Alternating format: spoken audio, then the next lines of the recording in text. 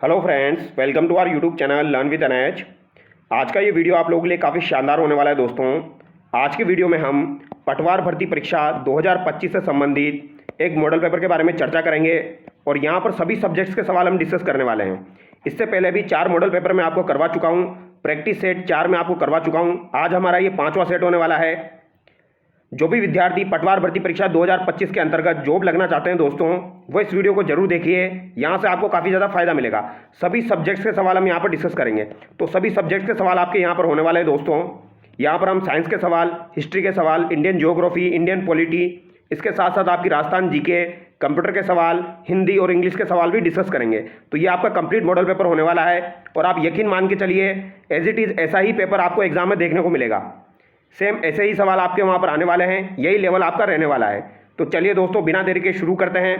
पहला सवाल आपकी स्क्रीन पर है। पहला सवाल यहाँ पर क्या कह रहा है, थोड़ा सा ही समय आपके एग्जाम में बचा हुआ है, लगभग 20 दिन का समय आपके पास है दोस्तों।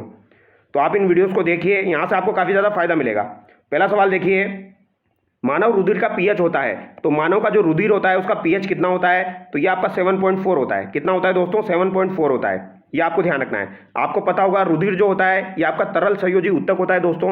कैसा होता है? तरल संयोजी ऊतक होता है और ये आपका जल से भारी होता है। अगर आपसे पूछा जाए तो ये जल से भारी होता है, ये भी आपको ध्यान रखना है। मानव का जो शरीर होता है दोस्तों, उसमें औसतन कितना लीटर आपका रुधिर पाया जाता है, तो लगभग 5 से 6 लीटर जो है वो मानव शरीर के अंतर्गत रुधिर पाया जाता है। ये आपको ध्यान रखना है। अगला सवाल देखिए, एंजाइम एक प्रकार के होते हैं, तो एंजाइम एक प्रकार के क्या होते हैं दोस्तों? प्रोटीन, कार्बोहाइड्रेट, विटामिन, खनिज। तो ये आपके प्रोटीन होते हैं। ऑप्शन 1 यहाँ पर आपका करेक्ट होगा। अगला सवाल देखिए, निम्न रोगों पर विचार कीजिए। यहाँ पर 5 रोग दिए गए हैं दोस्तों। हिपेटाइटिस ए दिया गया है, पोलियो दिया गया है, हैजा यहाँ पर दिया गया है, टाइफाइड दिया गया है और एक यहाँ पर आपका गलसुआ दिया गया है। निम्न कूटों की सहायता से दूषित जल के सेवन से होने वाले रोगों की पहचान कीजिए। तो दूषित जल से जो आपके रोग होते हैं उनकी आपको पहचान करनी है। हिपेटाइटिस ए, पोलियो, हैजा और आपका टाइफाइड, ये चारों रोग जो होते हैं दोस्तों ये आपके दूषित जल से होते हैं। लेकिन गलसुआ जो होता है ये आपका दूषित जल से नहीं होता है। तो यहाँ पर आपका राइट आंसर ऑप्शन 3 हो जाएगा। अगला सवाल देखिए, उदासीन विलयन का पीएच कितना होता है? तो आपका जो उदासीन विलयन होता है दोस्तों, इसका पीएच वैल्यू कितना होता है? तो उदासीन विलयन का पीएच वैल्यू कितना हो जाएगा? 7 हो जाएगा। ठीक है, 7 से कम होगा तो अम्लीय हो जाएगा, 7 से ज़्यादा होगा तो क्षारीय हो जाएगा। और उदासीन पीएच की बात की जाए तो ये आपका 7 हो जाएगा। और पीएच की जो वैल्यू होती है दोस्तों, उसको कैसे कैलकुलेट करते हैं? तो -log H+ से कैलकुलेट करते हैं। ये भी आपको ध्यान रखना है। अगला सवाल देखिए, फलों को कृत्रिम रूप से पकाने के लिए यानी आर्टिफिशियल तरीके से पकाने के लिए कौन सी गैस का प्रयोग किया जाता है? तो फलों को कृत्रिम रूप से पकाने के लिए कौन सी गैस को यूज में लिया जाता है? तो ये आपकी कौन सी हो जाएगी? एसिटिलीन हो जाएगी। ऑप्शन 3 यहाँ पर आपका करेक्ट होगा। अगला सवाल देखिए, विद्युत प्रतिरोध की इकाई होती है, तो जो आपका प्रतिरोध होता है दोस्तों उसकी इकाई क्या होती है? एम्पियर, वोल्ट, कुलाम्ब या फिर ओम। तो दोस्तों प्रतिरोध की आपकी इकाई क्या हो जाएगी? ओम हो जाएगी। ऑप्शन 4 यहाँ पर आपका करेक्ट हो जाएगा। ये आपको ध्यान रखना है। ठीक है, लेकिन अगर आपसे धारा की इकाई पूछी जाए तो धारा की क्या हो जाएगी? आपकी एम्पियर हो जाएगी। तो ये भी आपको ध्यान रखना है। और अगर आपसे विभवांतर की पूछी जाए तो विभवांतर की क्या हो जाएगी? आपकी विभवांतर जो है उसकी वोल्ट हो जाएगी। और कुलाम किसकी हो जाएगी दोस्तों? तो आवेश का मात्रक आपका क्या हो जाएगा? कुलाम हो जाएगा। ये आपको ध्यान रखना है। अगला सवाल देखिए, निम्न में से कौन सा प्राणी स्तनधारी की श्रेणी में आता है? तो स्तनधारी की श्रेणी में आपका कौन सा प्राणी आता है? प्लेटिपस, चमगादड़, ब्लू व्हेल या उक्त सभी? तो दोस्तों प्लेटिपस, चमगादड़ और ब्लू व्हेल ये आपके स्तनधारी की श्रेणी में आते हैं। तो यहाँ पर उक्त सभी आपका राइट आंसर हो जाएगा, उपरोक्त सभी। तो यहाँ पर ये आपके 7 सवाल कंप्लीट हो चुके हैं साइंस के आपके 7 सवाल पूछे जाएंगे दोस्तों। और 7 के 7 सवाल आपको सही करने हैं। तो इसके लिए आप अपने नोट्स भी पढ़िए और इन वीडियोज़ को देखिए, यहाँ से आपको काफ़ी ज़्यादा फायदा मिलेगा। भारतीय संविधान का लेखन कार्य किसने किया था? तो भारतीय संविधान का लेखन कार्य किसके द्वारा किया गया था? तो ये प्रेम बिहारी नारायण रायजादा के द्वारा किया गया था। ऑप्शन 2 यहाँ पर आपका करेक्ट हो जाएगा। और यही सवाल अभी आपके जेल प्रहरी के एग्जाम में भी पूछा गया था। तो ये आपको ध्यान रखना है, संविधान के लेखन का कार्य प्रेम बिहारी नारायण रायजादा के द्वारा किया गया था, इटैलिक शैली में। ये आपको ध्यान रखना है, इटैलिक शैली में इन्होंने दोस्तों संविधान को लिखा था, प्रेम बिहारी नारायण रायजादा। अगला सवाल देखिए, भारतीय संविधान की प्रस्तावना में निम्न में से कौन से शब्द 42वें संविधान संशोधन द्वारा जोड़े गए थे? तो जो प्रस्तावना है आपकी उसमें आपके 3 शब्द जोड़े गए थे 42वें संविधान संशोधन से। वो 3 शब्द आपके कौन कौन से थे? तो वो आपके हो जाएंगे SPA। कौन कौन से हो जाएंगे? SPA हो जाएंगे दोस्तों। SPA का मतलब क्या हो जाएगा? समाजवादी, पंथ निरपेक्षता और अखंडता। ऑप्शन 4 यहाँ पर आपका करेक्ट होगा। ये आपको ध्यान रखना है, इंपॉर्टेंट सवाल है, इसको दिमाग में सेट कर लेना। अगला सवाल देखिए दोस्तों, मूल अधिकारों को लागू करवाने के लिए सर्वोच्च न्यायालय कितने प्रकार की रिट जारी कर सकता है? तो आपका जो सुप्रीम कोर्ट है, ये आपके दोस्तों मूल अधिकारों को लागू करवाने के लिए अनुच्छेद 32 के तहत कितनी रिट जारी कर सकता है? तो ये आपकी 5 प्रकार की रिट जारी कर सकता है दोस्तों। कितने प्रकार की रिट जारी कर सकता है? 5 प्रकार की रिट जारी कर सकता है। ये बात आपको ध्यान रखनी है। अगला सवाल देखिए, और अगर आपसे दोस्तों हाई कोर्ट की बात की जाए तो हाई कोर्ट भी रिट जारी करता है अनुच्छेद 226 के तहत। तो ये पॉइंट भी एक बार आप याद कर लेना, हाई कोर्ट 226 के तहत करता है। 5 प्रकार की रिट कौन कौन सी होती है? आपकी बंदी प्रत्यक्षीकरण होती है, परमादेश, प्रतिषेध, उत्प्रेक्षण और अधिकार प्रच्छा होती है। मंत्रिपरिषद सामूहिक रूप से किसके प्रति उत्तरदायी होती है? तो मंत्रिपरिषद जो है ये सामूहिक रूप से लोकसभा के प्रति उत्तरदायी होती है। ऑप्शन थर्ड आपका करेक्ट होगा। अगला सवाल है, संसद के दोनों सदनों के संयुक्त अधिवेशन की अध्यक्षता कौन करता है? तो संयुक्त अधिवेशन का प्रावधान जो है ये अनुच्छेद 108 में दिया गया है आपका। और संयुक्त अधिवेशन की अध्यक्षता कौन करता है? तो ये आपका कौन करेगा? लोकसभा अध्यक्ष करेगा। ऑप्शन 2 यहाँ पर आपका करेक्ट होगा। जब भी आपका संयुक्त अधिवेशन बुलाया जाता है दोस्तों, तो यहाँ पर अध्यक्षता कौन करेगा? लोकसभा का अध्यक्ष करेगा। अगला सवाल देखिए, निम्न में से किस संसदीय समिति में राज्यसभा का प्रतिनिधित्व नहीं होता है? तो कौन सी आपकी संसदीय समिति होती है जिसमें राज्यसभा का प्रतिनिधित्व नहीं होता है, यानी कि ओनली केवल लोकसभा का होता है? तो ये आपकी कौन सी हो जाएगी? प्राक्कलन समिति हो जाएगी। कौन सी हो जाएगी दोस्तों? प्राक्कलन समिति हो जाएगी। प्राक्कलन समिति का गठन कब किया गया? तो इसका गठन 1950 में किया गया था दोस्तों, जॉन मथाई की सिफारिश पर। किसकी सिफारिश पर किया गया था? जॉन मथाई की सिफारिश पर इसका गठन किया गया था।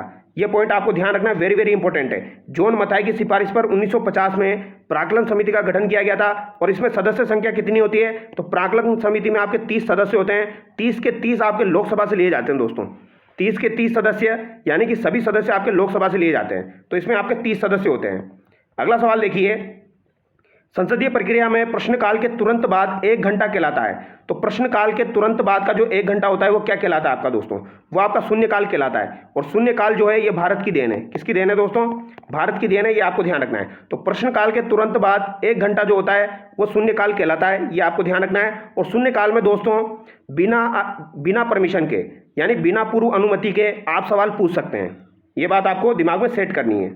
अगला सवाल देखिए, किस महापुरुष को एशिया का ज्योतिपुंज कहा जाता है? तो एशिया का ज्योतिपुंज किस महापुरुष को कहा जाता है? वेरी वेरी इंपॉर्टेंट सवाल है। ये आपके किसको कहा जाता है? गौतम बुद्ध को कहा जाता है। तो गौतम बुद्ध को एशिया का ज्योतिपुंज कहा जाता है, ध्यान रखना है। अगला सवाल है, चीनी यात्री फायान किस काल में भारत आया? तो चीनी यात्री फायान जो है ये किसके काल में भारत आया था? तो फायान जो है ये किसके काल में भारत आया था? यहाँ पर पूछा गया है मौर्य काल में आया था, मौर्योत्तर काल में, गुप्त काल में या गुप्तोत्तर काल में? तो भैया ये किसके काल में आया था? तो ये आया था गुप्त काल में। ऑप्शन थर्ड यहाँ पर आपका करेक्ट होगा। क्या आंसर हो जाएगा? यहाँ पर आपका गुप्त काल हो जाएगा। और किसके समय आया था अगर आपसे पूछा जाए तो ये चंद्रगुप्त विक्रमादित्य के समय आया था। चंद्रगुप्त विक्रमादित्य जो हो जाएगा आपका, इसके समय ये आया था। ये बात आपको सेट करनी है दिमाग में। तो चंद्रगुप्त विक्रमादित्य आ जाएगा फायान के समय, ये आपको ध्यान रखना है, ठीक है। और उसने अपनी यात्रा का वर्णन किसमें किया है? तो इसने अपनी एक किताब है, इसकी है फाको ई की, ये आपको ध्यान रखनी है। फाको जो है, फाको की नाम से इसकी एक किताब है फाको की, इसमें इसका वर्णन हुआ है। तो फायान किसके समय आया? गुप्त काल में, चंद्रगुप्त विक्रमादित्य के समय आया। यह सवाल पूछा जा सकता है। निम्न में से कौन सा राजवंश कश्मीर से संबंधित है? तो कश्मीर से संबंधित आपके 3 राजवंश हो जाएंगे। एक तो आपका लोहार हो जाएगा, एक आपका उत्पल हो जाएगा और एक आपका कारकोट हो जाएगा। तो उपयुक्त सभी यहाँ पर आपका राइट आंसर होगा। तीनों ध्यान रखने, लाहौर, उत्पल और कारकोट। दिल्ली सल्तनत का वास्तविक संस्थापक किसे माना जाता है? तो दिल्ली सल्तनत का वास्तविक संस्थापक अगर आपसे पूछा जाए किसे माना जाता है, सवाल को ध्यान से पढ़ना है। दिल्ली सल्तनत का वास्तविक संस्थापक आपका इल्तुतमिश को माना जाता है। ऑप्शन 2 यहाँ पर आपका करेक्ट हो जाएगा, ठीक है। तो दिल्ली सल्तनत का वास्तविक संस्थापक आपसे पूछा जाए तो इल्तुतमिश आपको आंसर करना है। और दोस्तों गुलाम वंश का जो संस्थापक था वो कौन था आपका? तो गुलाम वंश का संस्थापक आपका कौन हो जाएगा? कुतुबुद्दीन ऐबक हो जाएगा। अब आप लोग मुझे कॉमेंट करके बताएंगे दोस्तों, सैयद वंश का संस्थापक कौन था? सैयद वंश का संस्थापक कौन था? यह सवाल आपका एग्जाम में छप सकता है। आप इसका कमेंट करके बताएंगे। जो भी विद्यार्थी इस वीडियो को देख रहे हैं वो कमेंट करके बताएंगे सैयद वंश का संस्थापक कौन था। अगला सवाल देखिए, तिलक द्वारा गठित होम रूल लीग का कार्यक्षेत्र था। तो होम रूल लीग जो थी दोस्तों, इसका गठन तिलक के द्वारा किया गया था। तो यहाँ पर इसका कार्यक्षेत्र कौन कौन सा था यह आपसे पूछा गया है। तो तिलक ने दोस्तों अप्रैल 1916 में, कब दोस्तों? अप्रैल 1916 में होम रूल लीग शुरू की थी। और इसका कार्यक्षेत्र आपका महाराष्ट्र हो जाएगा, कर्नाटक हो जाएगा और बरार हो जाएगा। लेकिन महाराष्ट्र में आपका बंबई शामिल नहीं था, ये बात आपको ध्यान रखनी है। बंबई इसमें शामिल नहीं था, महाराष्ट्र शामिल था, कर्नाटक शामिल था, बरार शामिल था। ये बात आपको ध्यान रखनी है। तो उपयुक्त सभी यहाँ पर आपका राइट आंसर हो जाएगा। और इसकी स्थापना कब हुई थी? 1916 में हुई थी, अप्रैल 1916। अगला सवाल देखिए, कैबिनेट मिशन का अध्यक्ष कौन था? तो कैबिनेट मिशन का गठन आपका कब किया गया था दोस्तों? तो 1946 में किया गया था। और इसका जो अध्यक्ष था वो कौन था आपका? पैट्रिक लॉरेंस था या पैट्रिक लॉरेंस था? तो ये दोस्तों आपका कौन हो जाएगा? पैट्रिक लॉरेंस हो जाएगा। ऑप्शन थर्ड यहाँ पर आपका बिल्कुल करेक्ट होगा। इंपॉर्टेंट सवाल है, पूछा जाता है। तो मार्च 1946 में दोस्तों आपके कैबिनेट मिशन का गठन हुआ था या कैबिनेट मिशन आया था। इसका अध्यक्ष आपका पैट्रिक लॉरेंस था और इसके सदस्य अगर आपसे पूछे जाए तो स्टेपर्ड क्रिप्स इसका सदस्य था। इसके अलावा एक था आपका अलेक्जेंडर जो था वो भी इसका सदस्य था। तो क्रिप्स और अलेक्जेंडर इसके सदस्य थे, अध्यक्ष आपका पैट्रिक लॉरेंस था। भारत का प्रथम वायसराय कौन था? तो भारत का प्रथम वायसराय कौन था ये आपसे पूछा गया है। Lord Canning. तो लॉर्ड कैनिंग जो था दोस्तों ये भारत का प्रथम वायसराय था। ये इंपॉर्टेंट है, ये आपको ध्यान रखना है, ठीक है। तो लॉर्ड कैनिंग जो है ये आपका भारत का प्रथम वायसराय था। अगला सवाल देखिए, आंध्र प्रदेश में स्थित तुमालापल्ली। तो आंध्र प्रदेश में तुमालापल्ली स्थित है। तो तुमालापल्ली खदान किस खनिज के लिए प्रसिद्ध है? तो वेरी वेरी इंपॉर्टेंट सवाल है। तुमालापल्ली जो खदान है ये आपकी किसके लिए प्रसिद्ध है दोस्तों? मोनोजाइट के लिए, यूरेनियम के लिए, बेरिलियम के लिए, थोरियम के लिए? तो ये यूरेनियम के लिए प्रसिद्ध है। ऑप्शन 2 यहाँ पर आपका बिल्कुल करेक्ट होगा। यूरेनियम जो है दोस्तों इसे क्या कहा जाता है? इसे मेटल ऑफ होप कहा जाता है। मेटल ऑफ होप इसे कहा जाता है, ये आपको ध्यान रखना है। मेटल ऑफ होप कहा जाता है इसे। ये भी आपका पूछा जा सकता है साइंस के अंतर्गत, ध्यान रखना है। यूरेनियम को मेटल ऑफ होप कहा जाता है। और तुमालापल्ली जो है दोस्तों देश में यूरेनियम की सबसे बड़ी खान है। ये आपकी सबसे बड़ी खान है यूरेनियम की। तो वेरी वेरी इंपॉर्टेंट है क्योंकि सबसे बड़ी है इसलिए पूछी जाती है। तो सबसे बड़ी खान आपकी यूरेनियम की हो जाएगी तुमालापल्ली, आंध्र प्रदेश में, ठीक है। झारखंड में भी एक आपकी यूरेनियम की खान है, कौन सी हो जाएगी? जादूगोड़ा जो है दोस्तों ये आपकी कहाँ पर हो जाएगी? झारखंड में हो जाएगी। ये भी आपकी यूरेनियम की खान है, लेकिन सबसे बड़ी पूछी जाए तो तुमालापल्ली हो जाएगी आंध्र प्रदेश में। अगला सवाल देखिए, बांग्लादेश में प्रवेश करने के बाद गंगा नदी को किस नाम से जाना जाता है? तो जब दोस्तों गंगा नदी जो है ये बांग्लादेश में प्रवेश करती है तो इसे किस नाम से जाना जाता है? तो इसे मेघना के नाम से जाना जाता है। किसके नाम से जाना जाएगा दोस्तों? मेघना के नाम से इसे जाना जाता है। पद्मा भी किसका नाम हो जाएगा? ये भी गंगा का नाम हो जाएगा दोस्तों। पद्मा किसका नाम है? ये भी गंगा का नाम हो जाएगा। लेकिन इसे पद्मा कब कहा जाता है ये बात आपको ध्यान रखनी है। जब भागीरथी नदी ब्रह्मपुत्र से मिलती है, जब भागीरथी ब्रह्मपुत्र से मिलती है तो इसे क्या कहा जाता है? इसे आपकी पद्मा कहा जाता है। ये बात आपको ध्यान रखनी है।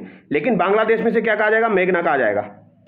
अगला सवाल देखिए, आंध्र प्रदेश से तमिलनाडु के बीच स्थित पूर्वी तटीय मैदान को किस नाम से जाना जाता है?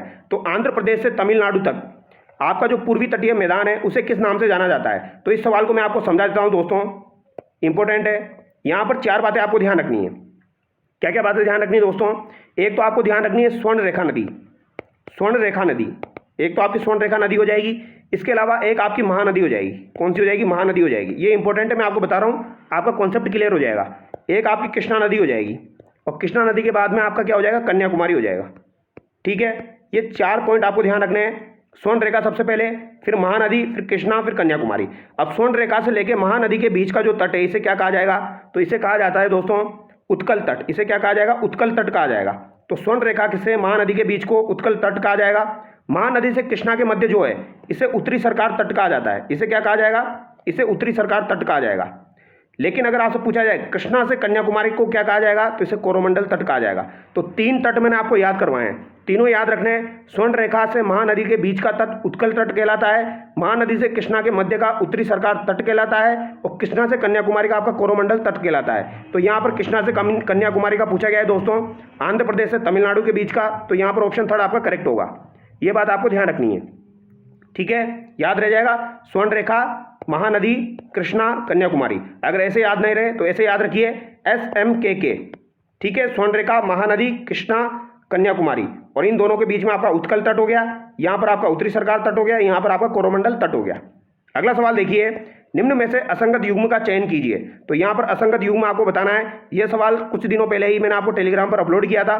इडुक्की परियोजना पेरियार नदी पर, तिलिया परियोजना आपकी बराकर नदी पर, तुलबुल परियोजना झेलम नदी पर, टिहरी परियोजना आपकी सतलज नदी पर। तो यहाँ पर टिहरी परियोजना सतलज नदी पर गलत दी गई है दोस्तों। टिहरी परियोजना आपकी कौन सी नदी पर हो जाएगी? ये आपकी भागीरथी नदी पर हो जाएगी, भागीरथी नदी पर हो जाएगी। ये पॉइंट आप याद कर लेना, ठीक है। तो यहाँ पर आपका राइट आंसर क्या हो जाएगा दोस्तों? ऑप्शन 4 हो जाएगा। और ये टिहरी परियोजना कहाँ पर है? ये यूके में है, यानी उत्तराखंड में है। ये आपको ध्यान रखना है।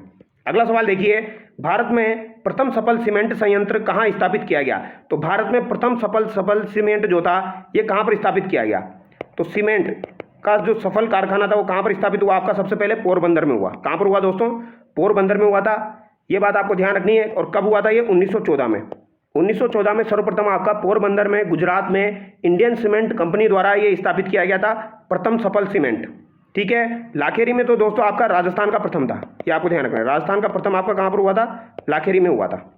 अगला सवाल देखिए, वियना सम्मेलन संबंधित है। तो वियना सम्मेलन आपका दोस्तों किससे संबंधित हो जाएगा? अच्छा सवाल है ये भी आपका। वियना सम्मेलन आपका 1985 में हुआ था दोस्तों। वियना आपका कहाँ पर हो जाएगा? ऑस्ट्रिया में हो जाएगा। ये आपका किससे संबंधित है? ओजोन परत संरक्षण से संबंधित है। ऑप्शन 1 यहाँ पर आपका करेक्ट होगा। अगला सवाल देखिए, निम्न में से किस पर्यावरणीय घटना को लेक किलर कहा जाता है? तो किस पर्यावरणीय घटना को लेक किलर कहा जाता है? लेक किलर किसे कहा जाएगा दोस्तों? तो लेक किलर किसे कहा जाएगा? अम्ल वर्षा को कहा जाता है। क्योंकि जब भी आपकी अम्ल वर्षा होती है दोस्तों, तो जो आपकी झीलें होती है वहां पर जो भी आपके जंतु जीव होते हैं यानी कि मछलियां होती है वो मर जाती है। तो इसी वजह से इसे लेक किलर कहा जाता है, अम्ल वर्षा को। अगला सवाल देखिए, देश का पहला सीमावर्ती सौर गांव कौन सा है? इंपॉर्टेंट सवाल है, करंट अफेयर का सवाल है दोस्तों, पूछा जाएगा। तो देश का पहला सीमावर्ती सौर गांव आपका बनासकांठा जिला गुजरात में मसाली गांव हो जाएगा। कौन सा गांव हो जाएगा? मसाली गांव हो जाएगा आपका बनासकांठा गुजरात में। ठीक है। अगला सवाल देखिए, हाल ही में भारत के पहले भू विज्ञान संग्रहालय का उद्घाटन कहाँ किया गया? तो पहला है दोस्तों, पहला भू विज्ञान संग्रहालय का उद्घाटन कहाँ पर किया गया? तो ये ग्वालियर मध्य प्रदेश में किया गया। इंपॉर्टेंट हो जाता है क्योंकि पहला है, तो भू विज्ञान संग्रहालय आपका ग्वालियर मध्य प्रदेश में हो जाएगा। भारत के पहले गिद्ध प्रजनन केंद्र का उद्घाटन कहाँ किया गया? तो पहला आपका जो गिद्ध प्रजनन केंद्र है इसका उद्घाटन कहाँ पर किया गया? ये भी पहला है, तो इंपॉर्टेंट है, गोरखपुर उत्तर प्रदेश में किया गया। अगला सवाल देखिए, हाल ही में किसे राष्ट्रीय मानवाधिकार आयोग के अध्यक्ष के रूप में नियुक्त किया गया? तो राष्ट्रीय मानवाधिकार आयोग के अध्यक्ष के रूप में आपके वी रामासुब्रमण्यम को नियुक्त किया गया है। ऑप्शन 1 यहाँ पर आपका करेक्ट होगा। क्या राइट आंसर हो जाएगा आपका? वी रामासुब्रमण्यम। ये आपको ध्यान रखना है दोस्तों। ठीक है। अगला सवाल देखिए, हाल ही में किसने भारतीय रिजर्व बैंक के 26वें गवर्नर के रूप में कार्यभार ग्रहण किया? तो 26वें गवर्नर के रूप में कार्यभार ग्रहण किया है आपके संजय मल्होत्रा ने। ऑप्शन 3 यहाँ पर आपका करेक्ट होगा। ठीक है। तो संजय मल्होत्रा जो है इन्होंने 26वें गवर्नर के रूप में कार्यभार ग्रहण किया है। और पहले गवर्नर आपके कौन थे दोस्तों? पहले आरबीआई के गवर्नर कौन थे अगर आपसे पूछा जाए तो सर ओसबोर्न स्मिथ हो जाएंगे। कौन हो जाएंगे? सर ओसबोर्न स्मिथ जो थे ये आपके दोस्तों पहले गवर्नर थे। तो ये भी आपसे पूछे जा सकते हैं। पहले आरबीआई के गवर्नर सर ओसबोर्न स्मिथ हो जाएंगे। ठीक है। और अगर आपसे पूछे जाए पहले भारतीय आरबीआई के गवर्नर कौन थे तो वो सीडी देशमुख थे। सीडी देशमुख पहले भारतीय आरबीआई गवर्नर थे, जबकि पहले गवर्नर आपके सर ओसबोर्न स्मिथ हो जाएंगे। 26वें भी आपके संजय मल्होत्रा हो जाएंगे। इन्होंने शक्तिकांत दास का स्थान लिया था। अगला सवाल देखिए, एग्री स्टेक योजना के संदर्भ में निम्न कथनों पर विचार कीजिए। तो एग्री स्टेक योजना जो है इसके संबंध में आपको विचार करना है। राज्य में इस योजना को दिसंबर 2024 में पायलट प्रोजेक्ट के रूप में सीकर से शुरू किया गया। तो ये कथन आपका दोस्तों बिल्कुल सही है। ठीक है। ये कथन आपका बिल्कुल सही हो जाएगा। वर्तमान में 5 फरवरी 2025 से इसे संपूर्ण राज्य में शुरू किया गया। तो वेरी वेरी इंपॉर्टेंट है ये आपका 5 फरवरी 2025 को जो आपकी एग्री स्टेक योजना है इसे पूरे राजस्थान में शुरू किया गया है। दोनों कथन आपके बिल्कुल सही है, जबकि पायलट प्रोजेक्ट के रूप में दिसंबर में से सीकर में शुरू किया गया था। अगला सवाल देखिए, भारत वन स्थिति रिपोर्ट 2023 के अनुसार राजस्थान वन क्षेत्र के संबंध में निम्न को मिलान कीजिए। तो यानी कि मिलान करना है आपको। अति सघन one, very dense forest, medium dense forest, open forest और आपके स्कर्ब यानी झाड़ियाँ दी गई है। तो इनको सुमेलित करना है दोस्तों। क्या आपका राइट आंसर हो जाएगा यहाँ पर? तो अति सघन जो हो जाएंगे ये तो आपके सबसे कम हो जाएंगे 0.07। तो ए में तो आपका बी हो जाएगा। 2 ऑप्शन तो गए यहाँ पे।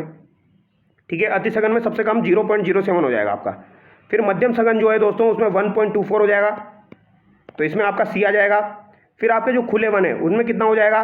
तो खुले वन जो है दोस्तों उनमें आपका 3.53 हो जाएगा।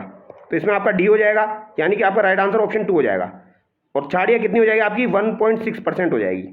तो ये सवाल भी आपको याद रखना है, पूछा जा सकता है। राजस्थान सहकारी गोपाल क्रेडिट कार्ड योजना के संदर्भ में निम्न कथनों पर विचार कीजिए। पहला कथन है, इसमें 5 वर्ष की अवधि के लिए 1 लाख रुपए तक का ऋण दिया जाता है। तो गोपाल क्रेडिट कार्ड योजना में 1 लाख रुपए का ऋण दिया जाता है, लेकिन वो 1 साल की अवधि के लिए दिया जाता है। तो 5 वर्ष यहाँ पर गलत दिया गया है। तो यहाँ पर 1 वर्ष होना चाहिए। 1 लाख के ऋण पर 50% अनुदान दे है, तो भैया इस पर 100% अनुदान दे है, यानी कि यहाँ पर ब्याज मुक्त ऋण दिया जाता है। तो ये कथन भी आपका गलत हो जाएगा। तो यहाँ पर दोनों कथन आपके गलत हो जाएंगे, यानी कि कौन सा कथन यहाँ पर सही है? कोई सा भी यहाँ पर सही नहीं है। अगला सवाल देखिए, मुख्यमंत्री मंगला पशु बीमा योजना के संदर्भ में निम्न कथनों पर विचार कीजिए। इस योजना में कुल 21 लाख पशुओं का बीमा किया जाएगा। तो ये बात बिल्कुल सही थी दोस्तों। ठीक है, क्योंकि पहले आपकी 21 लाख ही थी, तो 21 लाख पशुओं का बीमा किया जाएगा। इस योजना में 5-5 लाख दुधारू गाय भैंस, 5-5 लाख भेड़ बकरी और 5 लाख ऊँट का बीमा किया जाएगा। तो यहाँ पर इसने मिस्टेक कर दी दोस्तों, 5 लाख जो है और 5 लाख गाय भैंस के लिए 5-5 लाख हो जाएगा, भेड़ बकरी के लिए 5-5 लाख हो जाएगा, लेकिन ऊँट के लिए यहाँ पर 1 लाख की कंडीशन है। ऊँट के लिए कितना हो जाएगा आपका? 1 लाख हो जाएगा। तो ये कथन आपका गलत हो जाएगा। इसमें दुधारू गो भैंस ऊँट के लिए अधिकतम 40,000 रुपये का तथा मादा बकरी भेड़ के लिए 4,000 रुपये प्रति पशु मूल्य निर्धारित किया गया। तो ये दोनों कथन आपके सही है। ठीक है, गाय भैंस के लिए 40,000 है, जबकि आपकी भेड़ बकरी के लिए 4,000 रुपये है। तो यहाँ पर आपको 1 और 3 सही हो जाएगा। अगला सवाल देखिए। अगला सवाल है आपका, साहित्य अकादमी पुरस्कार 2024 के संदर्भ में निम्नलिखित कथनों पर विचार कीजिए। तो साहित्य अकादमी पुरस्कार 2024 जो आपके दिए गए थे, राजस्थान के मुकुट मणिराज को राजस्थानी भाषा के लिए साहित्य अकादमी पुरस्कार 2024 से सम्मानित किया गया। ये कथन बिल्कुल सही है आपके, मुकुट मणिराज को सम्मानित किया गया था और इनकी कृति थी गाँव और अम्मा, यानी दोनों कथन यहाँ पर आपके सही हो जाएंगे। गाँव और अम्मा इनकी कृति हो जाएगी। 1582 में महाराणा प्रताप की दिवेर विजय के समय वहाँ का अधिकारी था। तो दोस्तों महाराणा प्रताप ने जब दिवेर में विजय प्राप्त की थी तब वहाँ का अधिकारी कौन था आपका? तो ये सुल्तान खान गोरी था, जिसको मार दिया था। ऑप्शन 1 यहाँ पर आपका करेक्ट होगा। और दिवेर का जो युद्ध हुआ था इसको कर्नल टोड के द्वारा मेवाड़ का मैराथन कहा गया था। तो मेवाड़ का मैराथन कर्नल टोड के द्वारा किसे कहा गया था? तो दिवेर के युद्ध को कहा गया था, जबकि हल्दीघाटी को थर्मोपोली कहा गया था। चंपानेर की संधि 1456 एडी में किन राज्यों के बीच हुई? तो चंपानेर की संधि जो है दोस्तों ये मालवा और गुजरात के मध्य हुई थी, यानी कि ऑप्शन 2 यहाँ पर आपका करेक्ट होगा। मालवा का आपका महमूद खिलजी था, गुजरात का आपका कौन हो जाएगा दोस्तों? गुजरात का आपका बहादुर शाह हो जाएगा, सॉरी कुतुबुद्दीन हो जाएगा। तो गुजरात का आपका कौन हो जाएगा? कुतुबुद्दीन हो जाएगा। तो गुजरात का कुतुबुद्दीन और आपका मालवा का कौन हो जाएगा? महमूद खिलजी। इन दोनों के मध्य ये संधि हुई थी आपकी, चंपानेर की संधि, कुंभा को हराने के लिए। अगला सवाल देखिए, निम्नलिखित में से कौन से राजपूत सरदार हल्दीघाटी के युद्ध में महाराणा प्रताप के पक्ष से लड़े थे? तो महाराणा प्रताप के पक्ष से आपके राम सिंह तंवर लड़े थे, बीदा झाला भी लड़े थे, रावत कृष्णदास चुंडावत भी लड़े थे, लेकिन यहाँ पर माधो सिंह कछुआ जो है ये नहीं लड़ा था दोस्तों। तो 4 यहाँ पर गलत हो जाएगा, यहाँ पर 1, 2, 3 आपका करेक्ट हो जाएगा। अगला सवाल देखिए, किसकी सलाह पर राज्यपाल राजस्थान विधानसभा सदस्य की निर्योग्यता संबंधी मामलों का निर्णय करता है? तो राज्यपाल जो है ये विधानसभा सदस्य के निर्योग्यता संबंधी मामलों का निर्धारण निर्वाचन आयोग की सलाह पर करता है। यह आपको ध्यान रखना है, किसकी सलाह पर? निर्वाचन आयोग की सलाह पर। राजस्थान के निम्नांकित मुख्यमंत्रियों में से कौन राजस्थान विधानसभा के अध्यक्ष भी रहे हैं? तो कौन से मुख्यमंत्री है जो कि आपके अध्यक्ष भी रहे हैं? तो देखिए कौन से मुख्यमंत्री हो जाएंगे जो कि आपके अध्यक्ष भी रहे हैं विधानसभा के? तो ये आपके कौन हो जाएंगे? जयनारायण व्यास, हीरालाल देवपुरा, टिक्काराम पालीवाल, शिवचरण माथुर। तो हीरालाल देवपुरा जो है ये अध्यक्ष भी रहे हैं। ठीक है, अगला सवाल देखिए, निम्न में से किस मुख्यमंत्री ने अधिकतम बार राजस्थान में राष्ट्रपति शासन का सामना किया? तो अधिकतम बार राष्ट्रपति शासन का सामना भैरों सिंह शेखावत ने किया है, सर्वाधिक 2 बार। ये आपको ध्यान रखना है। ठीक है, सर्वाधिक 2 बार इन्होंने सामना किया है आपके किसका? राष्ट्रपति शासन का। कब कब किया था? तो एक बार तो इन्होंने 1980 में सामना किया था और एक बार इन्होंने 1992 में सामना किया था। ये आपको ध्यान रखना है। अगला सवाल देखिए, राजस्थान उच्च न्यायालय के प्रथम मुख्य न्यायाधीश कौन थे? तो प्रथम मुख्य न्यायाधीश उच्च न्यायालय के कौन हो जाएंगे आपके? कैलाशनाथ वाचू या कमलकांत वर्मा? तो बताइए क्या आपका राइट आंसर हो जाएगा दोस्तों? कमलकांत वर्मा हो जाएगा। ये आपके प्रथम मुख्य न्यायाधीश थे। ठीक है, और अगर आपसे पूछा जाए उच्च न्यायालय जो है दोस्तों इसकी स्थापना कब हुई थी आपकी? तो उच्च न्यायालय की स्थापना आपकी 29 अगस्त 1949 को हुई थी। कब हुई थी? 29 अगस्त 1949 को हुई थी। अगला सवाल देखिए, आरपीएससी कहाँ स्थित है? तो राजस्थान लोक सेवा आयोग आपका अजमेर में हो जाएगा। इसकी स्थापना कब हुई थी आपकी? तो इसकी स्थापना 22 दिसंबर 1949 को हुई थी। ये बात भी आपको ध्यान रखनी है, इसकी 22 दिसंबर को हुई थी, इसकी 29 अगस्त 1949 को हुई थी। अगला सवाल देखिए, राजस्थान में कौन सी जगह पटवारी ट्रेनिंग स्कूल नहीं है? तो भैया पटवारी बनने जा रहे हो, इतना तो पता होना चाहिए पटवारी ट्रेनिंग स्कूल कहाँ पर नहीं है। तो भैया मैं आपको बता देता हूँ, आपके लगभग जो है एक तो आपका टोंक में पटवारी स्कूल है, कोटा में आपका पटवारी स्कूल है और अलवर में आपका पटवारी स्कूल है। इसके अलावा आपका दोस्तों गंगानगर में भी पटवारी स्कूल है, एक गंगानगर में भी हो जाएगा एक आपका। ठीक है, इसके अलावा एक कहाँ पर हो जाएगा आपका? उदयपुर में हो जाएगा और इसके अलावा एक आपका जोधपुर में हो जाएगा। तो ये आपके 6 पटवारी ट्रेनिंग स्कूल है, ये आपको ध्यान रखने हैं। ठीक है, अलवर में आपका कौन सा वाला है? देवखेड़ा अलवर में हो जाएगा, टोंक और कोटा हो गया। गंगानगर में आपका कौन सा हो जाएगा? गजसिंहपुर गंगानगर में हो जाएगा। उदयपुर में आपका देवारी उदयपुर में हो जाएगा। जोधपुर में आपका दोस्तों जोधपुर ही है, ये आपको ध्यान रखना है। तो 6 जगह आपका पटवारी ट्रेनिंग स्कूल हो जाएगा, कोटा, अलवर, टोंक, गंगानगर, उदयपुर, जयपुर। तो यहाँ पर आपका राइट आंसर चित्तौड़गढ़ हो जाएगा, चित्तौड़गढ़ में नहीं है। अगला सवाल देखिए, राजस्थान में जिला आयोजना समिति में कितने सदस्य होते हैं? तो जिला आयोजना समिति में आपके कितने सदस्य हो जाएंगे? 25 सदस्य हो जाएंगे, जिसमें से 20 आपके निर्वाचित होते हैं, 3 आपके दोस्तों मनोनीत होते हैं और 3 आपके पदेन होते हैं, 2 आपके मनोनीत होते हैं। तो 20 यहाँ पर आपके निर्वाचित हो जाएंगे, 3 मनोनीत हो जाएंगे, 2 आपके पदेन हो जाएंगे। ये आपको ध्यान रखना है। सॉरी मैंने गलत बोल दिया।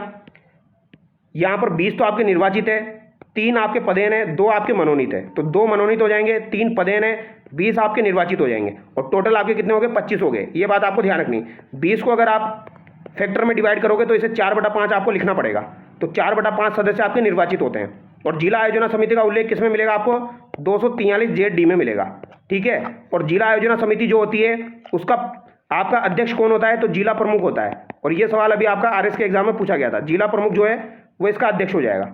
अगला सवाल देखिए, निम्न में से कौन सा कथन राजस्थान मानवाधिकार आयोग के संबंध में गलत है? यह आयोग राज्य में मार्च 2000 से क्रियाशील हुआ, यह कथन सही है। वर्तमान में इसमें अध्यक्ष सहित कुल 3 सदस्य हैं, तो 1+2 यानी अध्यक्ष सहित 3 सदस्य हो जाएंगे। राज्य सरकार द्वारा आयोग के गठन की अधिसूचना 1999 में जारी की गई, तो ये बात भी सही है। आयोग स्वायत्त संस्था नहीं है, तो ये एक स्वायत्त संस्था है। ऑप्शन 4 यहाँ पर आपका गलत हो जाएगा। यह एक आपका सलाहकारी निकाय हो जाएगा। अगला सवाल देखिए, आरटीआई 2005 में उल्लेखित मामलों पर निम्नलिखित में से कौन सा अपीलीय प्राधिकरण है? तो आरटीआई एक्ट जो है 2005, इससे संबंधित आपका दोस्तों अपीलीय प्राधिकरण कौन सा हो जाएगा? तो राज्य सूचना आयोग हो जाएगा, राजस्थान इंफॉर्मेशन कमीशन हो जाएगा, यानी कि ऑप्शन 2 आपका करेक्ट हो जाएगा, राजस्थान इंफॉर्मेशन कमीशन। ये आपको ध्यान रखना है। ठीक है। राज्य सूचना आयोग, और राज्य सूचना आयोग की स्थापना कब हुई थी? तो 18 अप्रैल 2006 को हुई थी। तो ये पॉइंट भी आपको ध्यान रखना है। पहले इसके अध्यक्ष कौन थे? एमडी कोरानी इसके प्रथम अध्यक्ष थे, राज्य सूचना आयोग के एमडी कोरानी। अभी आपके एमएल लाठर है। अगला सवाल देखिए, राजस्थान लोक सेवाओं की गारंटी अधिनियम कब लागू किया गया? तो लोक सेवाओं का गारंटी अधिनियम आपका कब लागू किया गया था? तो ये आपका एग्जैक्ट डेट आपको ध्यान रखनी है, 14 नवंबर 2011। ये सवाल काफ़ी बार आ चुका है। तो 14 नवंबर 2011 को आपका लोक सेवाओं की गारंटी अधिनियम लागू हुआ था। अब अगला सवाल देखिए। अच्छा, यहाँ पर एक बात और आपको ध्यान रखनी है दोस्तों, अगर यहाँ पर कोई इन्फॉर्मेशन मांगी जाती है तो संबंधी विभाग का अधिकारी या कर्मचारी समय सीमा पर अगर सेवा प्रदान नहीं करता है तो यहाँ पर दोस्तों न्यूनतम 500 रुपये का जुर्माना लगता है, और अधिकतम कितना लगता है? यहाँ पर जुर्माना 5000 रुपये का लगता है। तो 500 न्यूनतम, अधिकतम 5000 का यहाँ पर जुर्माना लगता है। अगला सवाल देखिए, मध्यकालीन पट्टा रेख से आप क्या समझते हैं? तो पट्टा में लिखा हुआ निर्धारित कर जो होता है वही आपका पट्टा रेख होता है। निम्नलिखित में से कौन सा सुमेलित नहीं है? नव ज्योति आपका 1936, नवजीवन 1939, ये सही दिए गए हैं दोस्तों। नवज्योति बिल्कुल सही है, नवजीवन भी आपका सही है। लोकवाणी 1943, ये भी आपका सही दिया गया है। त्याग भूमि 1929, ये गलत है दोस्तों। त्याग भूमि 1927 में आपके किसके द्वारा निकाला गया था दोस्तों? तो त्याग भूमि जो है सेमानंद, और इसके साथ साथ आपके कौन हो जाएंगे दोस्तों? सेमानंद के साथ साथ आपके हो जाएंगे यहाँ पर हरिभाऊ उपाध्याय। तो हरिभाऊ उपाध्याय के द्वारा ये निकाला गया था आपका 1927 में। इसके साथ साथ सेमानंद भी इसमें शामिल थे। तो सेमानंद और हरिभाऊ उपाध्याय के द्वारा ये निकाला गया था 1927 में त्याग भूमि। अगला सवाल देखिए, वीर भारत सभा की स्थापना से संबंधित क्रांतिकारिता। तो वीर भारत सभा की स्थापना 1910 में हुई थी। इससे संबंधित क्रांतिकारी आपका केसरी सिंह बारट हो जाएगा। स्थापना कब हुई थी? 1910 में हुई थी। अगला सवाल है, अजमेर लघु चित्र शैली को समृद्ध करने वाले चित्रकारों में एक स्त्री चित्रकार का प्रमुख स्थान है, वह कौन है? तो ये आपकी साहिबा हो जाएगी। ठीक है, अजमेर से आपकी कौन हो जाएगी? साहिबा हो जाएगी। ये आपकी महिला चित्रकार थी। अगला सवाल है, शेखावटी में कृष्ण की 8 गोपियां एक हाथी के रूप में चित्रित भित्ति चित्र कहाँ मिला है? तो शेखावटी में कृष्ण की 8 गोपियां एक हाथी के रूप में चित्रित है। तो ये चित्र आपका गोयनका हवेली फतेहपुर से मिला है। कहाँ से मिला है? गोयनका हवेली फतेहपुर से।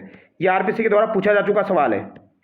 अगला सवाल देखिए, मारवाड़ क्षेत्र का लोकप्रिय त्यौहार गुडला कब मनाया जाता है? तो गुडला आपका दोस्तों चैत्र कृष्ण पक्ष की अष्टमी से चैत्र शुक्ल तृतीया तक मनाया जाता है। और मेनली एक ही डेट अगर आपसे पूछी जाए तो चैत्र कृष्ण अष्टमी आपको आंसर करना है। तो चैत्र कृष्ण अष्टमी से चैत्र शुक्ल तृतीया तक आपका गुडला त्यौहार मनाया जाता है। पटेलिया, लालर और मूमल बिछुए क्या है? तो ये राजस्थान के क्या हो जाएंगे दोस्तों? आपके लोकगीत हो जाएंगे। ऑप्शन 2 यहाँ पर आपका करेक्ट होगा। ठीक है। अगला सवाल देखिए, दयाबाई और सजोबाई राजस्थान में किस संत की शिष्या थी? तो दयाबाई और सजोबाई किस संत की शिष्या हो जाएगी? तो ये संत चरणदास जी की शिष्या हो जाएगी। ऑप्शन 4 यहाँ पर आपका करेक्ट होगा। और इंपॉर्टेंट सवाल है, ये आपका बनता है दोस्तों। दयाबाई सजोबाई जो है ये चरणदास जी की प्रमुख शिष्या थी। ठीक है। चरणदास जी का जन्म कहाँ पर हुआ था दोस्तों? तो डेरा गांव अलवर में हुआ था। कहाँ हुआ था इनका जन्म? डेरा गांव अलवर में आपका चरणदास जी का जन्म हुआ था। और चरणदास जी की जो प्रधान पीठ हो जाएगी आपकी कहाँ हो जाएगी? दिल्ली में हो जाएगी। और इनके बचपन का नाम अगर आपसे पूछा जाए तो इनके बचपन का नाम क्या था? रणजीत था। चरणदास जी के बचपन का नाम रणजीत हो जाएगा। और इनके माता पिता का नाम क्या हो जाएगा? तो इनका जन्म जो था दोस्तों मुरलीधर एवं कुंजोबाई के घर में हुआ था। तो मुरलीधर इनके पिताजी का नाम हो जाएगा, कुंजोबाई इनकी माता का नाम हो जाएगा। इन्होंने दोस्तों नादिर शाह के आक्रमण की भविष्यवाणी की थी। नादिर शाह का जो आक्रमण हुआ था उसकी भविष्यवाणी किसके द्वारा की गई थी? तो ये आपकी चरणदास जी के द्वारा ही की गई थी। अगला सवाल देखिए, किस लोक देवता की पत्नी सती नहीं हुई? तो किस लोक देवता की पत्नी सती नहीं हुई थी? हड़बुजी की पत्नी जो है ये सती नहीं हुई थी। ऑप्शन 1 यहाँ पर आपका करेक्ट होगा। हड़बुजी का संबंध आपका बेंगटी गांव जोधपुर से हो जाएगा। इन्होंने राव जोधा को कटार भेंट की थी दोस्तों। निम्न में से कौन सी रचना कानड़ देव और अलाउद्दीन खिलजी के आपसी संबंधों की जानकारी देती है? तो कानड़ देव और अलाउद्दीन खिलजी के मध्य युद्ध हुआ था दोस्तों, ठीक है। तो इसकी जानकारी आपको वीरमदेव सोनगरारी बात में मिलेगी। किसमें मिलेगी? वीरमदेव सोनगरारी बात में। ऑप्शन 2 यहाँ पर आपका करेक्ट होगा। अगला सवाल देखिए, प्रथम बार पुत्र के जन्म के अवसर पर बालक और उसके परिवार को ननिहाल पक्ष द्वारा वस्त्र व आभूषण दिए जाते हैं, यह रिवाज आपका क्या कहलाता है? तो ननिहाल पक्ष द्वारा जो दिए जाते हैं वो आपके क्या कहलाते हैं? ये यहाँ पर आपसे पूछा गया है। तो बताइए दोस्तों इसका राइट आंसर क्या हो जाएगा आपका? तो ये आपका जामना हो जाएगा। ऑप्शन 1 यहाँ पर आपका करेक्ट होगा, ठीक है। परावनी क्या होती है दोस्तों?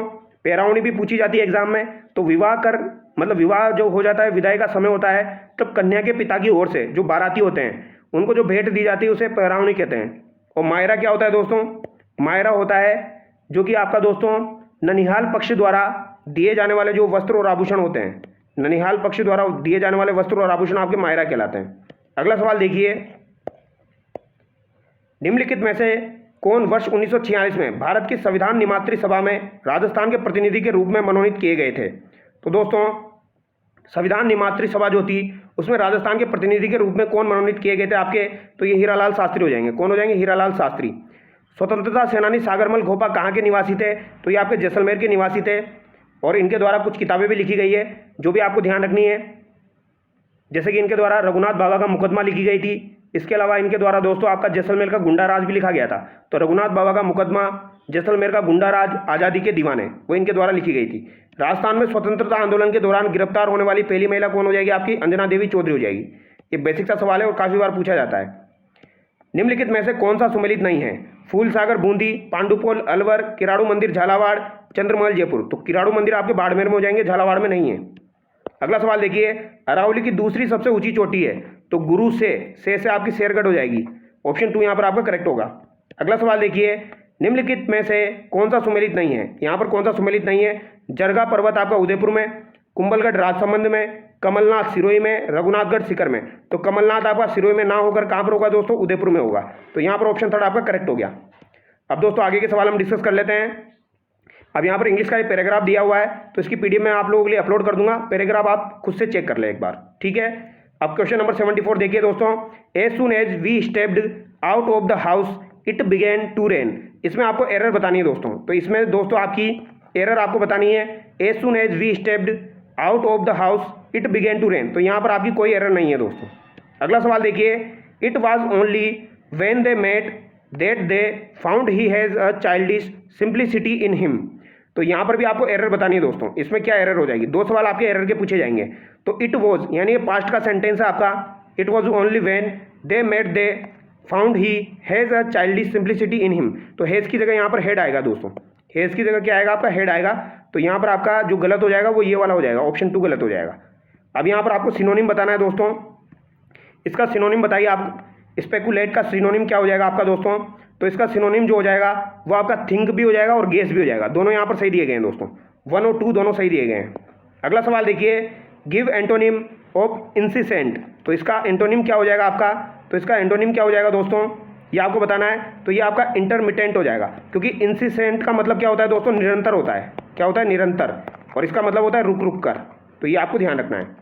अगला सवाल देखिए, यहाँ पर आपको जो दोस्तों ईडियम दी गई है उसका मतलब बताना है, इन अ नटसेल। इन अ नटसेल का मतलब क्या हो जाएगा? तो इसका मतलब हो जाएगा ब्रीफ। ऑप्शन 4 यहाँ पर आपका करेक्ट होगा।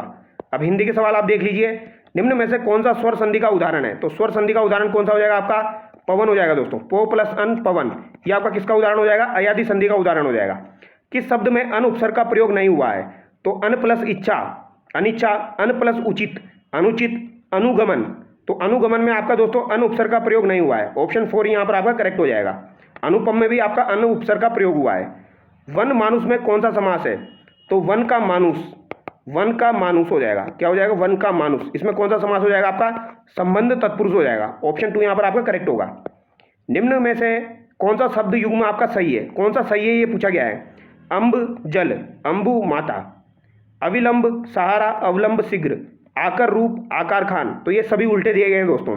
कुल का मतलब आपका वंश हो जाएगा और कूल का मतलब किनारा हो जाएगा। ऑप्शन 4 यहाँ पर आपका करेक्ट होगा। बाकी जो तीनों दिए गए हैं ये आपके उल्टे दिए गए हैं दोस्तों। निम्न में से आकाश का पर्यायवाची नहीं है, तो आकाश का पर्यायवाची यहाँ पर कौन सा नहीं है? व्योम आकाश का होता है, शून्य आकाश का होता है, दिव्य आकाश का होता है, लेकिन विभु जो होता है ये किसका पर्यायवाची होता है? आत्मा का पर्यायवाची होता है। तो ये आपका राइट आंसर हो जाएगा। निम्न में से कौन सा विलोम युग्म सही है? तो कौन सा विलोम युग्म आपका सही हो जाएगा? तो अतरंग का बहिरंग बिल्कुल सही दिया गया है। ऑप्शन 3 यहाँ पर आपका करेक्ट होगा। जे का तो आपका पराजय होना चाहिए, अज्ञ का विज्ञ होना चाहिए दोस्तों। कौन सा शब्द वर्तनी की दृष्टि से शुद्ध है? तो शुद्ध कौन सा हो जाएगा आपका? तो ये आपका हो जाएगा सुसुरसा। सुसुरसा जो है दोस्तों ये वाला आपका सही हो जाएगा। ऑप्शन 2 करेक्ट होगा यहाँ पर। अगला सवाल देखिए, निम्नलिखित में से कौन सा वाक्य शुद्ध है? तो यहाँ पर कौन सा वाक्य शुद्ध है? तो यहाँ पर दोस्तों आपका मोहन से यह काम संभव नहीं हो सकता। तो मोहन से यह काम नहीं हो सकता, संभव यहाँ पर नहीं आना चाहिए। कृपया आप पधारने का अनुग्रह करें, तो कृपया और आपका दोस्तों अनुग्रह दोनों एक साथ नहीं आ सकते हैं। सीमा गाने का अभ्यास कर रही है, तो ये आपका बिल्कुल सही हो जाएगा। अगला सवाल है आपका, किस वाक्यांश के लिए प्रयुक्त शब्द सार्थक नहीं है? जहाँ कोई विघ्न ना हो, निर्विघ्न, तो ये तो बिल्कुल सही बात है। जिसे जीतना आसान हो, दुर्जय, तो ये तो गलत बात है। दुर्जय का मतलब हो जाएगा जिसे जीतना आसान ना हो, कठिन हो, तो ये ऑप्शन 2 यहाँ पर आपका गलत हो जाएगा। बाकी यहाँ पर ये भी सही दिए गए हैं। निम्न में से किस विकल्प में समकक्ष हिंदी पारिभाषिक शब्द नहीं है? तो काउंसिल का मतलब परिषद यहाँ पर दिया गया है, तो ये गलत हो जाएगा, क्योंकि परिषद किसका मतलब होता है दोस्तों? ये आपका काउंसिल का होता है, जबकि यहाँ पर काउंसिल दिया गया है, तो काउंसिल का मतलब परिषद नहीं होता है, तो ऑप्शन 1 यहाँ पर आपका गलत हो जाएगा। बाकी यहाँ पर डिपोर्टेशन मतलब निर्वासन सही है। यहाँ पर आपका डेलिमिटेशन का मतलब परिसीमन भी सही है, और इरेडिक्शन का मतलब आपका उन्मूलन दिया गया है, ये भी सही है। निम्न में से कौन सा शब्द अवार्ड का हिंदी समकक्ष नहीं है? तो अवार्ड का हिंदी समकक्ष आपका कौन सा नहीं है? तो अवार्ड का मतलब ग्रहण करना नहीं होता है दोस्तों। ऑप्शन 2 यहाँ पर आपका करेक्ट होगा। अगला सवाल देखिए, अवार्ड का मतलब आपका पुरस्कार भी होता है, अधिनिर्णय भी होता है और पंचाट भी होता है। अनिल ने परीक्षा पास करने के लिए बहुत परिश्रम किया, इस अर्थ से संबंधित मुहावरा कौन सा हो जाएगा? तो बहुत ही परिश्रम किया यानी कि एडी चोटी का जोर लगाया, तो ऑप्शन 3 यहाँ पर आपका करेक्ट हो जाएगा। अब अगला सवाल देखिए दोस्तों, यहाँ पर कुछ कंप्यूटर के सवाल है वो हम डिस्कस कर लेते हैं। लगभग 15 सवाल आपके कंप्यूटर के पूछे जाएंगे दोस्तों। तो कंप्यूटर आपका एक अच्छा वेटेज रहता है, इसको अच्छे से कंप्लीट करना है आपको। एमएस ऑफिस का वैध संस्करण निम्न में से कौन सा नहीं है? तो एमएस ऑफिस जो है दोस्तों इसका वैध संस्करण आपका कौन सा नहीं है, ये आपसे पूछा गया है, ये आपको बताना है। Office manager, office XP, office 2010, इनमें से कोई नहीं। तो ऑफिस एक्सपी भी होता है, ऑफिस 2010 भी होता है, लेकिन ऑफिस मैनेजर नहीं होता है दोस्तों। ऑप्शन 1 यहाँ पर आपका करेक्ट हो जाएगा, ये आपको ध्यान रखना है, ठीक है। कौन कौन से होते हैं? ऑफिस 97 आपका होता है, ऑफिस आपका 2000 भी होता है, ऑफिस 2003 आपका होता है, ऑफिस 2007 भी आपका होता है दोस्तों, और एक ऑफिस एक्सपी होता है और 2010 होता है, तो ये आपको ध्यान रखने हैं। अगला सवाल है, निम्न में से कौन सा फॉन्ट स्टाइल नहीं है? तो कौन सा आपका फॉन्ट स्टाइल नहीं है? तो 4 आपके फॉन्ट स्टाइल होते हैं दोस्तों। एक तो आपका बोल्ड होता है, रेगुलर होता है, इटैलिक होता है, और एक आपका अंडरलाइन होता है। अंडरलाइन जो है ये भी आपका फॉन्ट स्टाइल होता है, लेकिन सुपरस्क्रिप्ट फॉन्ट स्टाइल नहीं होता है। वर्ड प्रोसेसिंग के लिए निम्न इकाई में से कौन से संबंधित नहीं है? तो दोस्तों वर्ड प्रोसेसिंग से कौन सा आपका संबंधित नहीं है? पैराग्राफ, सेल, शब्द, कैरेक्टर, तो यहाँ पर सेल संबंधित नहीं है। एमएस एक्सेल में प्रथम सेल का एड्रेस होता है, तो एमएस एक्सेल जो होता है उसमें प्रथम सेल का एड्रेस क्या हो जाएगा आपका? A1 हो जाएगा। क्या हो जाएगा दोस्तों? A1 हो जाएगा। ऑप्शन 3 यहाँ पर आपका करेक्ट होगा। कौन सा एप्लीकेशन प्रेजेंटेशन तैयार करने के लिए प्रयुक्त होता है? तो प्रेजेंटेशन मतलब पीपीटी तैयार करने के लिए पावर पॉइंट यूज में लिया जाता है। अगला सवाल है, निम्नलिखित में से कौन सा एक सिस्टम सॉफ्टवेयर है? तो सिस्टम सॉफ्टवेयर कौन सा हो जाएगा आपका? स्प्रेडशीट, टेली, टेक्स्ट संपादक, डिवाइस ड्राइवर, तो डिवाइस ड्राइवर जो है ये आपका क्या हो जाएगा? सिस्टम सॉफ्टवेयर हो जाएगा। अगला सवाल देखिए, एक मानक कीबोर्ड में शिफ्ट और कंट्रोल की कुंजी क्रमशः कितनी होती है? तो शिफ्ट की और कंट्रोल की कुंजी कितनी होती है? कीबोर्ड उठा के देखना दोस्तों, शिफ्ट की भी आपको 2 मिलेगी, कंट्रोल की भी 2 मिलेगी, तो ऑप्शन 3 यहाँ पर आपका करेक्ट होगा। निम्न में से कौन सा एक माउस का प्रकार नहीं है? तो कौन सा माउस का प्रकार नहीं है? तो सबसे पहले तो दोस्तों आपको ये बात ध्यान रखनी, माउस का आविष्कार जो था ये 1964 में किसके द्वारा किया गया था? डगलस एंजलबर्ट के द्वारा किया गया था। अब यहाँ पर कौन सा माउस का प्रकार नहीं है? तो mechanical mouse, hybrid mouse, optical mouse, laser mouse, तो हाइब्रिड माउस नहीं होता है दोस्तों, ऑप्टिकल भी होता है, लेजर भी होता है, मैकेनिकल भी होता है। अगला सवाल देखिए, निम्न में से कौन सी मेमोरी SRAM से बनी होती है और बहुत उच्च एक्सेस स्पीड प्रदान करती है? तो ये सवाल आपका इंपॉर्टेंट सवाल है, ये आपको ध्यान रखना है। यहाँ पर आपका राइट आंसर कैश मेमोरी हो जाएगा। कैश मेमोरी जो होती है दोस्तों ये CPU मेमोरी, या इसे क्या कहा जाता है? तात्क्षणिक मेमोरी कहा जाता है। क्या कहा जाता है दोस्तों? तात्क्षणिक मेमोरी इसे कहा जाता है, तात्क्षणिक मेमोरी, ये आपको ध्यान रखना है, इसे कहा जाता है कैश मेमोरी को। निम्न में से कौन सा सर्वाधिक मेमोरी साइज को दर्शाता है? तो सर्वाधिक मेमोरी साइज आसान सा सवाल है, टेराबाइट हो जाएगा यहाँ पर। किलोबाइट, मेगाबाइट, गीगाबाइट से सबसे बड़ा कौन सा हो जाएगा? टेराबाइट हो जाएगा। ऑपरेटिंग सिस्टम को किस रूप में परिभाषित किया जा सकता है? तो एक सॉफ्टवेयर जो विभिन्न गतिविधियों के प्रबंधन और कंप्यूटर रिसोर्स साझा करने के लिए उत्तरदायी है। ऑप्शन 1 यहाँ पर आपका करेक्ट हो जाएगा दोस्तों। ठीक है, अगला सवाल है, निम्न में से कौन सा ऑपरेटिंग सिस्टम का मुख्य कार्य नहीं है? तो ऑपरेटिंग सिस्टम का मुख्य कार्य क्या नहीं होगा? मेमोरी प्रबंधन, नेटवर्क प्रबंधन, डिवाइस प्रबंधन, मालवेयर से सुरक्षा नहीं होगा दोस्तों। ऑप्शन 2 आपका करेक्ट हो जाएगा, क्योंकि मालवेयर से सुरक्षा आपका कौन करेगा? ये तो आपका कौन करेगा दोस्तों मालवेयर से सुरक्षा? तो ये आपका करेगा दोस्तों एंटीवायरस। अगला सवाल देखिए, फाइल बनाना ऑपरेटिंग सिस्टम के किस मैनेजमेंट फंक्शन का भाग है? तो फाइल बनाना किसका भाग हो जाएगा? फाइल का भाग हो जाएगा।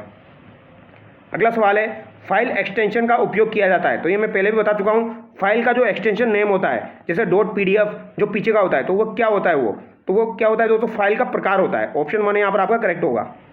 कंप्यूटर निम्न में से कौन सा कार्य नहीं करता है? तो कंप्यूटर प्रोसेसिंग करता है, कंट्रोलिंग करता है, आउटपुटिंग करता है, लेकिन अंडरस्टैंडिंग नहीं होती है कंप्यूटर के अंदर, अपने आप वो काम नहीं करेगा। ऑप्शन 4 यहाँ पर आपका करेक्ट हो जाएगा। तो यहाँ पर दोस्तों कंप्लीट सवाल मैंने आपको करवाए हैं, लगभग 105 सवाल मैंने आपको करवाए हैं दोस्तों। बाकी के जो आपके मैथ के सवाल है और आपके रीजनिंग के सवाल है वो आपको खुद से कर लेना है। इसको एक बार मैं PDF अपलोड कर दूंगा, तो एक बार उसमें आप आंसर चेक कर लेना। तो चलिए दोस्तों, नेक्स्ट वीडियो मिलते हैं। Thank you so much.